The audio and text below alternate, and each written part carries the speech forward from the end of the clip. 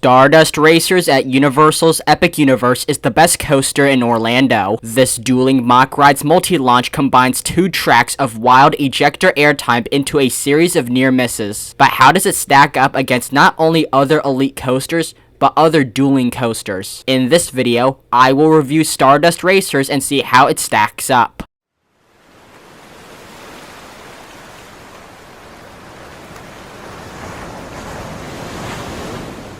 On August 1st, 2019, Universal announced their brand new third gate, Epic Universe. This is an ambitious theme park loaded with several immersive rides, but at the time, we didn't know what rides or lands we would get. However, one ride that people quickly spotted in the concept arts appeared to be a racing coaster, but at the time, no one knew what this coaster was. The make and model were completely unknown at the time. After years of excitement and construction, we eventually found out what is now Stardust Racers in January 2024. Stardust Racers is a Mack Rides multi-launch coaster.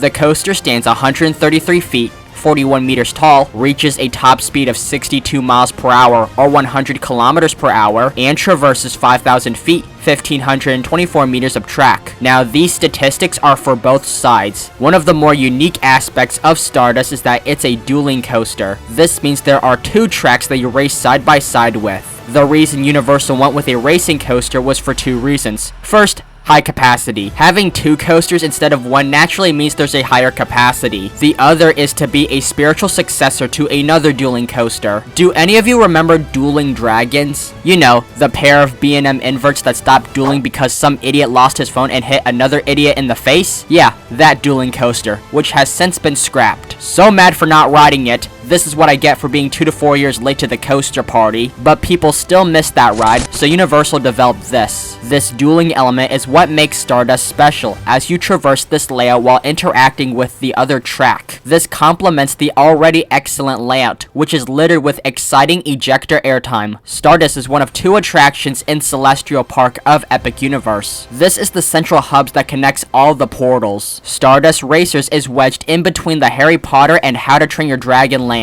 When approaching Stardust, you're greeted by this low turnaround, with the station, bunny hills, and well, the rest of the layout behind it. It is a picturesque moment that catches everybody's attention when the 2 trains pass by each other in opposite directions. The station is meant to represent a train station. This goes back to the story of Stardust Racers. The story is that you and the Celestians are riding and racing on comets for fun. However, you don't exactly get that from the queue line. To the left of Stardust is the entrance. You have this set piece with the name and the 2 comets. It's a nice visual set piece. You enter underneath this archway to the left of the coaster, where you're greeted with an Art Deco style train station theme. But when you enter the queue line, you realize there's almost zero theming. It goes without saying that Stardust is by far the worst themed ride at Epic Universe. From the queue line on the first floor up until you hit the lockers, you have this long pathway into a series of winding queue space. The only resemblance to theming are these metal comet spears placed throughout the queue. Stardust has more of a stylized look to it. The only interesting part of this queue is the views you get of Stardust Racers. It's neat seeing the 2 sides race. Once you make it past this point, you reach the lockers. This is one of those rides where absolutely nothing rides with you. This includes any bags, along with those in pockets like phones,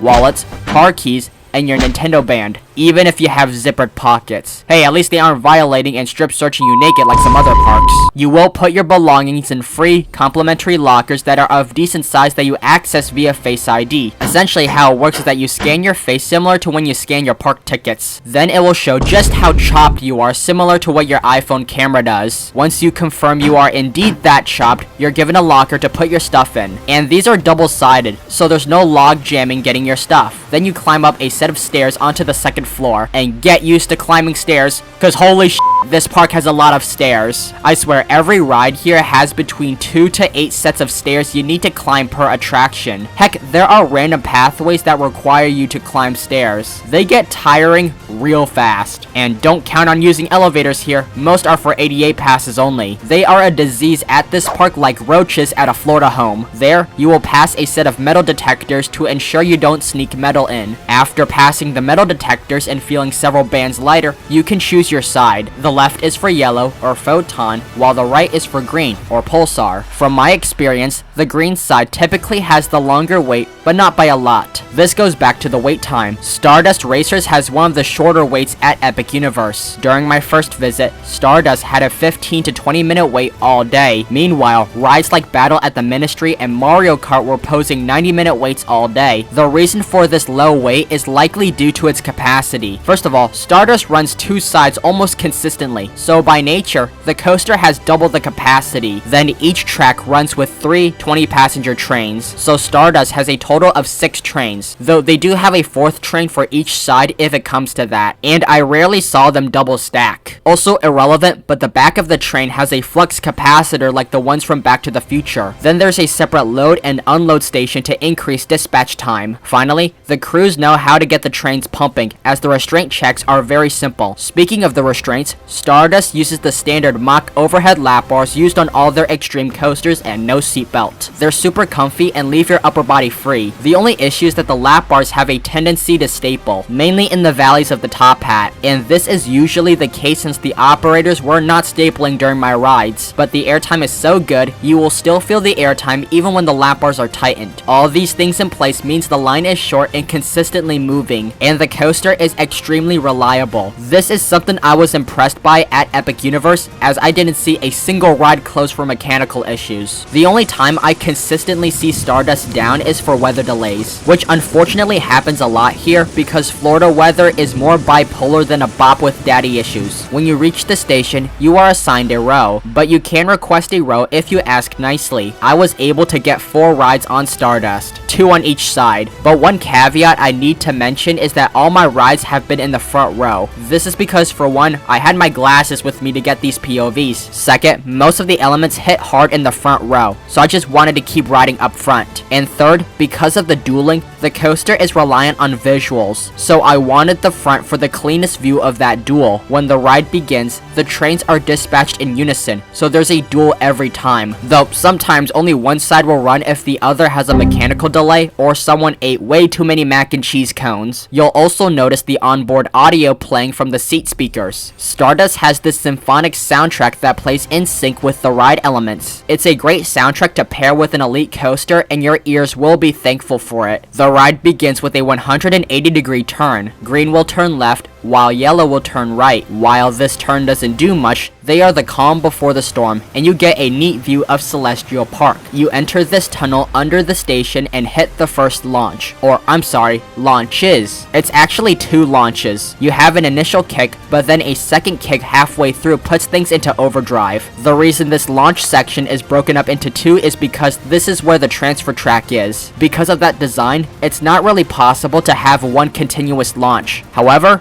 I actually like it this way. I've always heard Mack launches aren't exactly the strongest, and after I rode Copperhead Strike, yeah, Mack launches are weak as but I thought this launch is good. The first launch has an initial kick that I thought was forceful, then the second kick has a strong yank that pushes you back, and since this launch is enclosed in a tunnel, the sense of speed is heightened. The first element following the first launch is this top hat. This is an excellent element. From the ascent to the descent, the ejector airtime launches you out of your seat, and it's sustained too, so that ejector lasts a long while. This is a great airtime moment that hits your thighs hard. Now the pull up into the top hat does cause the lap bars to tighten, but like I said, you will still feel the airtime even with a stapled lap bar. The other thing worth noting about this top hat is that the descent of the top hat does have a trim brake. Now the reason those trims are there is because during testing, it was discovered the back car was out of ASTM standards by just a tiny bit. So a trim was installed to comply with ASTM standards, which is understandable. You know, you want these rides to be safe. However, this trim brake doesn't do shit. It does not hit at all, and it will not affect your ride experience in the first half. The next element is this non-inverting dive loop type turnaround. You first rise up like a traditional camelback. This alone launches you with another set of ejector airtime, but at the apex, you descend down a diving turn. During the apex up front, you quickly dangle to the side, almost like lateral hang time. Then the pullout punches you with strong hints of positive G-forces. Now what you'll notice is that Stardust is a very smooth coaster. I did not feel one hint of a rattle, so it is comfortable and lowers the risk of you getting a headache. Compare that to Copperhead, where its twister section has a shuffle. But this is something I would keep an eye out for because Velocicoaster has gotten rattlier over the years. The following section is just a wave of euphoria. 5 consecutive airtime hills back to back, but the orientation of each hill is different. The first hill has the yellow hill hopping over the green hill. Then the second hill is the inverse, where the green hill hops over the yellow hill. These two hills are a great crossover, where you see the other train crossing over and under you. And because of how close these crossovers are, you feel like you can slap hands with the track. Obviously you can't, unlike your homie's cheeks. Ayo, pause. And of course, the airtime is of the ejector variety, so that's more moments of sustained out of your seat moments. Next are 3 more airtime hills. The first one is a traditional bunny hill with more glorious ejector. The next 2 are a double up with 2 more pops of strong flowjector. Next is a low to the ground turn. This low turn punches on the positive G-forces as you feel like you're being pushed back. And it's a flyby element as the 2 sides turn in opposite directions, intercepting the other train. Then there's some mist under the trench for some special effects. You then traverse a twisted airtime hill, crossing over and under the other track. You still have the amazing ejector, but since it's twisted, there's also a kick of laterals. Green only has faint laterals, while yellow has more powerful laterals due to the profiling. This leads you into the second half, which kicks things into high gear. This begins with the second launch, which is just as punchy as the first. However, the strength of the second launch is highly dependent on who sucks ass at racing. See, during the first half, there's a high chance that one train will be ahead of the other train, just slightly, but ahead of the other train. So to even things out, the second launch has a program in place where the slower train will have a greater launching power to catch up to the other train. Let's say you're the losing train, you will launch with more power to speed up, versus the other train that has a slower acceleration. This is to even out the playing field. Regardless, the launch is still punchy as you feel the yank pulling you all. Going back to Copperhead Strike,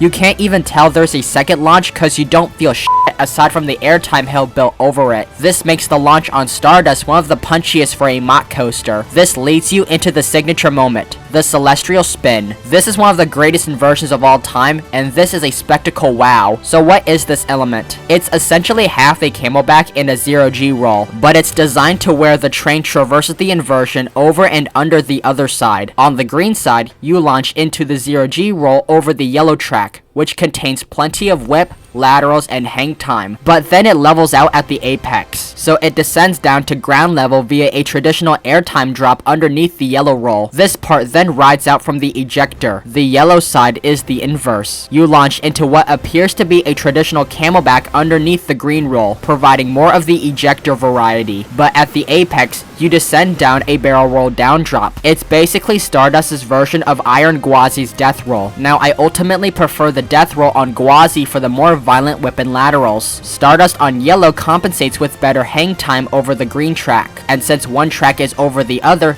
you feel like you can slap hands with another rider. This is a great near miss element and one of the best inversions. Not as good as the Mosasaurus roll, but close. Next is this overbank turn. Surprisingly, this has better forces than you'd expect. The pullouts are decently forceful and the twist at the overbank pull decent laterals. Next is this twisted camelback. This element is great. This hill probably has the best airtime as you feel more speed and power. It also has the best laterals on Stardust as the twist throws in lateral snaps to the side. It feels like a more powerful version of Copperhead's Stangle Dive. Next you have this low turn filled with light G-forces, transitioning you into this low wave turn with sideways airtime. This hill also has some neat head choppers as well. Finally, the last element is this off-axis bunny hill. This has similarly great air to the airtime run in the first half, meaning it's elite, but it's off-axis, so you're laterally thrown to the side, and it's tilted to the other track, so add another near-miss element. Finally, you hop into the brakes, completing 5,000 feet, 1,524 meters of track. Stardust Racers is a long and complete layout. It's a double out and back layout layered with airtime paired with positives and laterals. Not the normal twister of the launch coaster like the game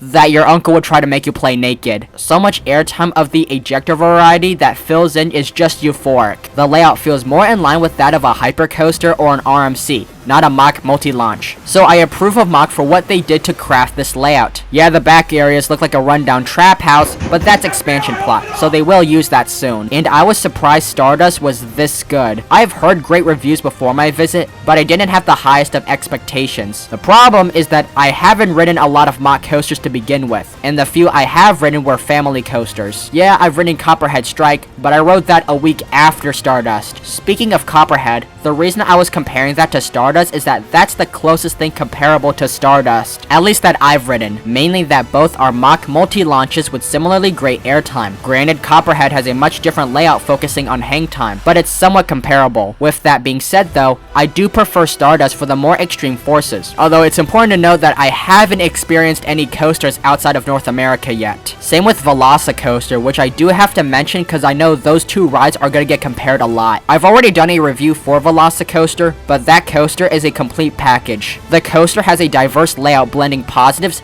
negatives, and lateral elements in an environment better themed than most coasters. However, I do prefer Stardust for the more powerful forces and pacing. Stardust has excellent pacing, with the coaster's fast pace that rushes through the elements one after another with very few dead spots. Unlike Velocicoaster, which has quite a few areas of dead spots. At least the theming makes up for it. So what would I rank Stardust Racers? I'm giving it a perfect 100 out of 100. Stardust is that good of a ride. The coaster throws riders in a series of airtime that aggressively throw riders up, and there's also a bit of positives and laterals to boot. This is one of the best coasters in the world, so the fact there's two coasters racing side by side makes it special. It's undeniably the best racing coaster in the world, which isn't really saying a lot considering most other racing coasters are either lame and or shut down. I can only really think of 4 other racing coasters that can compete, and Stardust is easily a top 3 coaster in Florida. I would show where Stardust ranks, but I'm still missing a few Disney coasters I have to ride, so I'll save the Florida ranking video for another day. And in a park home to Monsters Unchained and Battle at the Ministry, Epic Universe is a world-class park you should come out to. It is worth noting that I have yet to ride this at night. This is important because Stardust is one of those rides that you should do at night. The way you traverse the non-lit track with the bright trains means you're flying in the dark, and with the audio changing to an EDM vibe, it's magical getting a night ride. If this is what Mack is capable of,